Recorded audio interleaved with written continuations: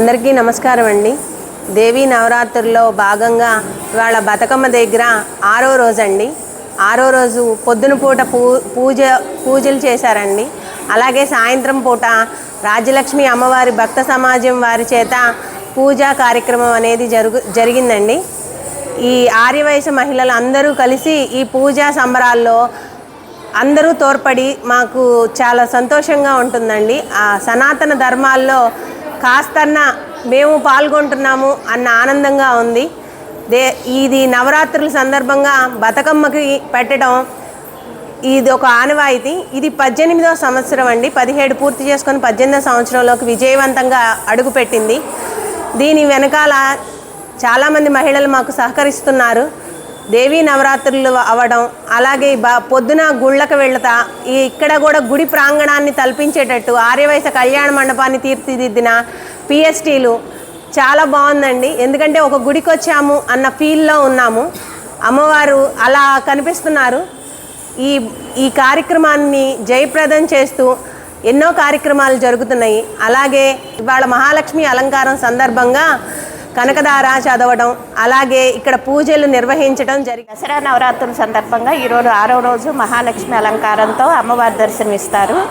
ఆ సందర్భంగా ఇక్కడ కూడా బతుకమ్మ దగ్గర కూడా పూజలు నిర్వహిస్తూ కనకదార స్తోత్రం ఇవన్నీ చదివారు. ఎక్కడా కూడా బతుకమ్మకి ఆ విగ్రహాలంటూ ఉండవండి, పూల బతుకమ్మలు మాత్రమే ఉంటాయి. కానీ మంగళగిరిలో 18 ఏళ్ల నుంచి ఈ విగ్రహాలతోనే పూజలు నిర్వహిస్తున్నాము. రోజుకు ఒక సాంస్కృతిక కార్యక్రమం పర్ఫామ్ చేస్తున్నారు. ఈరోజు భరతనాట్యం పర్ఫామ్ చేస్తున్నారండి. ఇప్పుడున్న టెక్నాలజీతో అన్నీ ఇదివరకు కంటే లేటెస్ట్గా అన్నీ పర్ఫామ్ చేస్తున్నారు. సో బతుకమ్మ తల్లి దీవెనలు అందరికీ ఉండాలని కోరుకుంటూ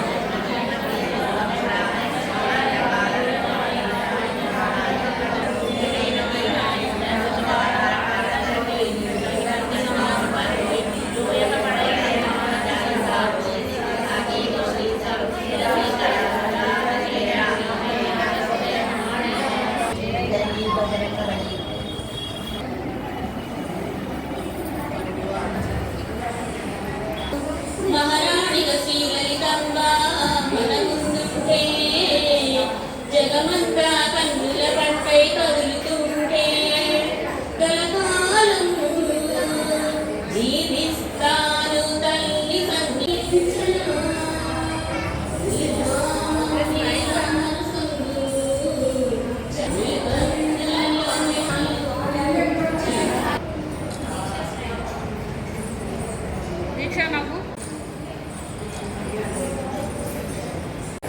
ఇప్పుడు పిల్లల చేత చిన్న పిల్లలందరూ కలిసి చాలా అందంగా భరతనాట్యం చేయడానికి రెడీగా ఉన్నారండి.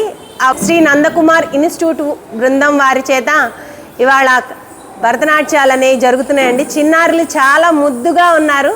అలాగే వాళ్ళ భరతనాట్యాన్ని అందరం తిలకిద్దాము, వాళ్ళని అప్రిషియేట్ చేద్దామండి. భరతనాట్యం అనేది అందరికీ అబ్బే కళ కాదు. పిల్లలు చాలా ఉత్సాహంగా చాలా నీట్గా రెడీ అయ్యారు. అది వాళ్ళు అలా రెడీ అవ్వటానికి 2.5 గంటల పాటు ఆ పిల్లలు అలా తయారవటానికి తెలుస్తుందండి. వాళ్ళ తల్లిదండ్రులు ఎంతో ఉత్సాహంగా తీసుకొచ్చారు.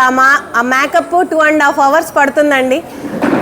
తర్వాత వాళ్ళకి చాలా ఇబ్బందిగా ఉంటుంది. పాపం బయటికి వెళ్ళాలి అని అన్నా కూడా కాళ్ళకు గజ్జెలు ఉంటే చెప్పులు వేసుకోకూడదు అని అంటారు. ఎందుకంటే ఆ కళామ్మ తల్లిని మనం కళల్ని అంత గౌరవిస్తాం కాబట్టి. భరతనాట్యం సాక్షాత్తు ఆ నటరాజస్వామికి సంబంధించినది. పిల్లల్ని ఉత్సాహపరుద్దాం, సనాతన ధర్మాలను బతికిద్దాం. అలాగే ఇక్కడ అమ్మవారి దగ్గర తీర్థ ప్రసాదాలు తీసుకొని అందరూ అమ్మవారి కృపకి పాత్రులు అవుదాం. జై బతుకమ్మ తల్లికి, జై వాసవి మాతాకి, జై రాజ్యలక్ష్మి మాతాకి, జై లక్ష్మీ నారసింహ.